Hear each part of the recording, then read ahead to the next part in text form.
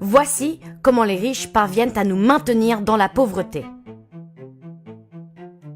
La Guinée est le 10e pays le plus pauvre du monde. Cette situation est très choquante quand on sait que ce pays de l'Afrique de l'Ouest est aussi l'un des plus grands producteurs de bauxite du monde. La bauxite est l'élément principal dans la production de l'aluminium. Le même aluminium qui sert à fabriquer des voitures, qui entre dans la construction des maisons et qui contribue même à produire certains des aliments que nous consommons. Alors, comment un pays si riche en ressources peut-il demeurer si pauvre ?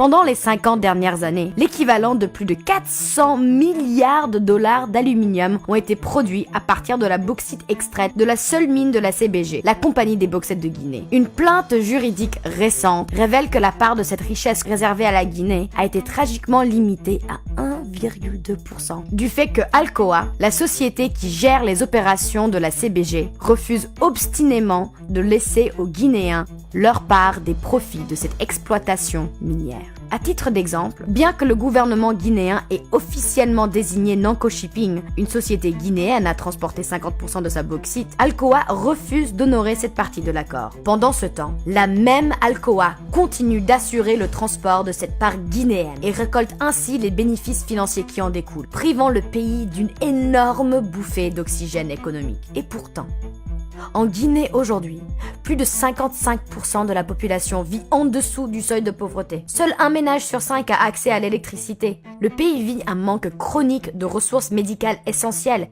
qui l'expose de façon dramatique à des épidémies telles que l'Ebola. Et que dire de la mortalité infantile avec un taux douloureusement élevé pour le XXIe siècle ? Parce que seulement 37% des enfants sont vaccinés. C'est le comble que ce soit ce même pays qui soit aussi l'un des plus grands producteurs au monde d'un métal que nous utilisons tous de façon quotidienne. Partout en Afrique, des pays qui regorgent d'immenses ressources naturelles se voient exclure de leur part équitable des bénéfices et des richesses qu'ils créent. Selon les dernières statistiques, au cours des 30 dernières années, le continent a été lésé de plus de 1000 milliards de dollars. Aujourd'hui, certaine de la justesse de son combat et souhaitant rendre aux Guinéens ce qui leur appartient de droit, Nanko Shipping a entrepris une action en justice contre Alcoa.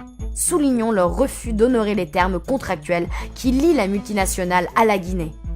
Selon l'agence de presse Reuters, en cas de victoire, l'action de Nanko marquerait un pas en avant pour les pays africains visant à prendre de la main des multinationales le contrôle de leurs ressources naturelles.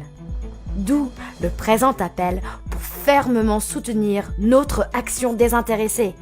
Signez la pétition adressée à Alcoa sur le site www.howtherichkeepusporecom.